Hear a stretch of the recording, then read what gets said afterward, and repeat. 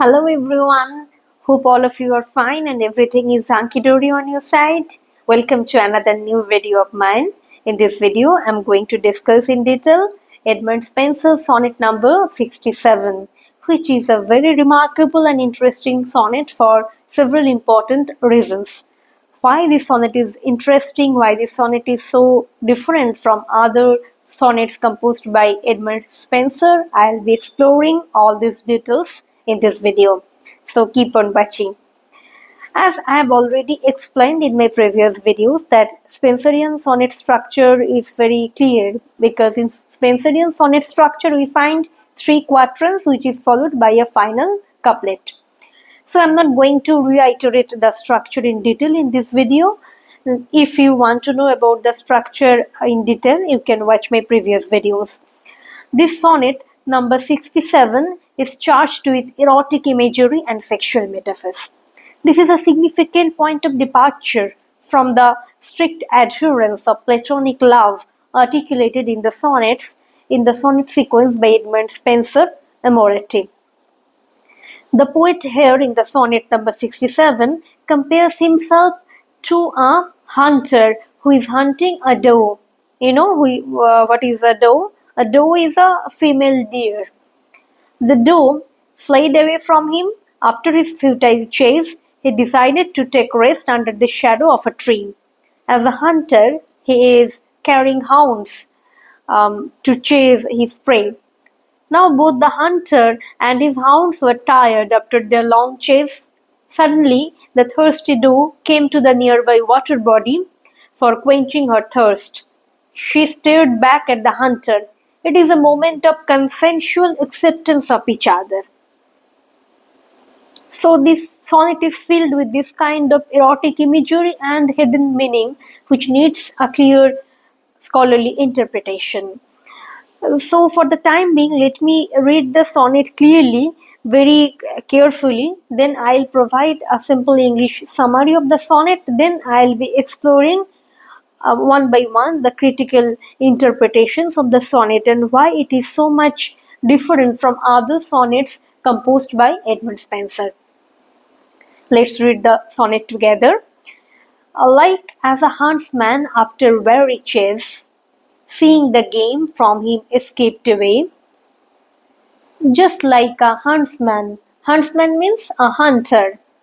Like a hunter who has been chasing a prey, but after the futile effort, he has never been able to capture his prey.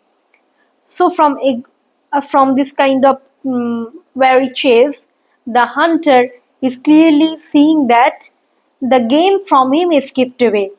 The game means here the act of hunting is being compared to a game.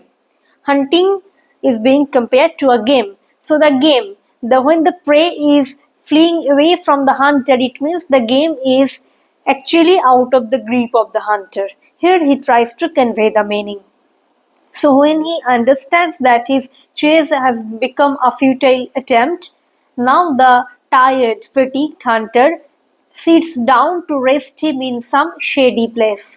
Shady place means shadowy place. So under the shadow of green trees or lush greenery, the hunter, after its futile chase, try to take rest. With panting hounds beguiled of their prey. Panting hounds are the dogs who accompany a hunter during his hunting expedition. So the panting hounds, they are actually thinking about their futile chase also, and now they are panting, they are exasperating for breath. So after long pursuit and vain essay, after long chase and vain essay, vain means fruitless and essay means very difficult task which needs some amount of labor. So after the laborious attempt of chasing the prey, ultimately both the hunter and his hounds all are taking rest under the shadow of a tree. When I all weary had the chase forsook. When the hunter is very fatigued and he has already rejected the idea of pursuing the prey anymore, the gentle deer returned the self-same way. Now the gentle deer, after whom the hounds and the hunter were, both of them, now they are seeing that suddenly the gentle deer came all the way, thinking to quench her thirst at the next brook. Brook means small water body inside the wood. So the deer came all the way in order to quench her thirst in the brook, in the water body. There she beholding me with her milder look. Now the deer with her milder look stared at the hunter. So short not to fly, but fearless still did bite. Now the object of prey, the female deer, the doe, is not trying to fly away from the hunter. Rather, she is trying to stare back at the hunter. And now there is a moment. The moment is actually symbolizing the moment of consensual acceptance of each other. Till I in hand her yet half trembling took, and with her own goodwill her firmly tied. Now, with the acceptance of the doe, the hunter finally has been able to capture her, and with her own goodwill her firmly tied. So, by her own will, she has surrendered herself to the hunter. Strange thing, meseemed. The hunter is thinking that the deer is very strange to see a beast so wild. After a while, the deer has been transformed into a gentle one, but almost a few hours ago, she has been behaving like a wild deer. So goodly one, with her own will beguiled. Now, at this moment, the deer has surrendered herself with her own goodwill to the hunter. See, in this moment, it is a moment charged with sexual connotations and sexual tension also. Because in the theory of Gage, Michael Foucault has told about the unequal power. The unequal power position is expressed in the theory of Gage. Why? Because Foucault talks about when someone is staring at somebody, the gager has always the power, and the object of gaze has lost the equal power dynamics. As a result, the theory of gaze always talks about an unequal power distribution, a kind of hierarchy inherent within the situation. See, here if we compare the hunter to a gazer and the female deer to the object of gaze, now we can clearly understand that the hunter holds all the power, and here the female deer is a powerless one. She is a meek, submissive female deer. Now, from the very beginning, the poem talks about this kind of chase. The hunter is continuously chasing the female deer, and the deer is trying to escape from the hunter. So, this kind of game is very interesting, and here the act of hunting is metaphorically being compared to love chase.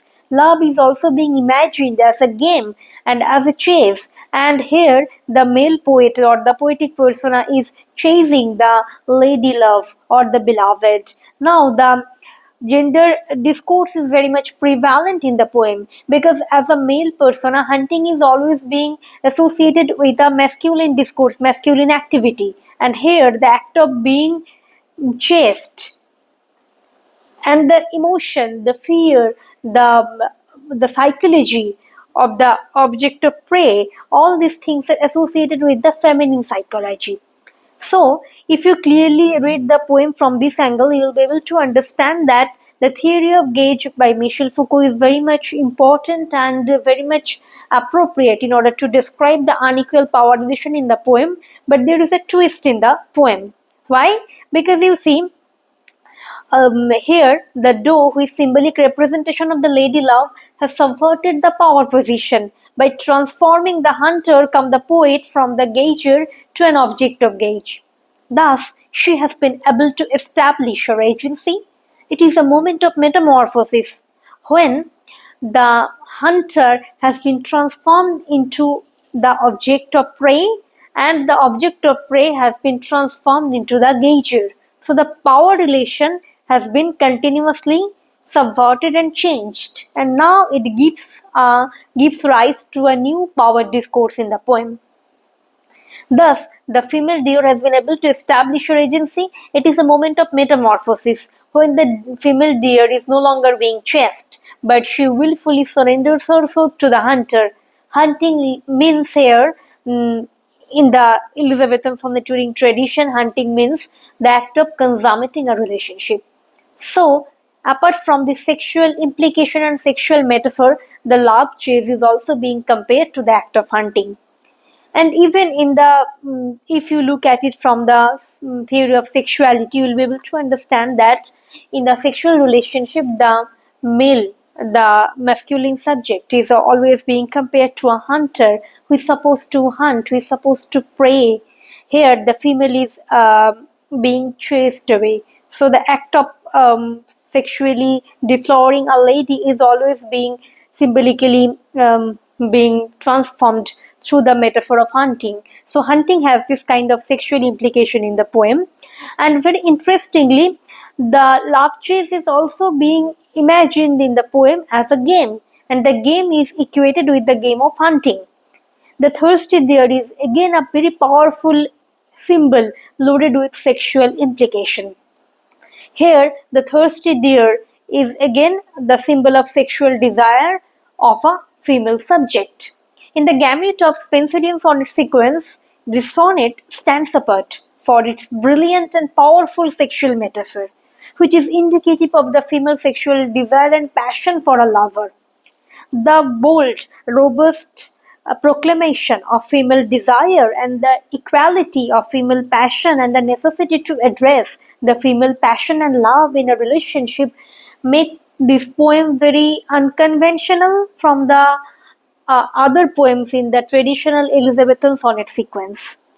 So, in this explanation of sonnet number 67 by Edmund Spenser, I have tried to provide a critical interpretation of the sonnet from a different angle, from the angle of sexual theory and the theory of gaze provided by Michael Foucault. I hope you would find this video interesting and helpful for your exam related questions. And if you need any further interpretation related to Spenserian sonnets, do let me know. And please like, share, and subscribe my channel if you like this video. And stay tuned. Keep on watching. Bye bye.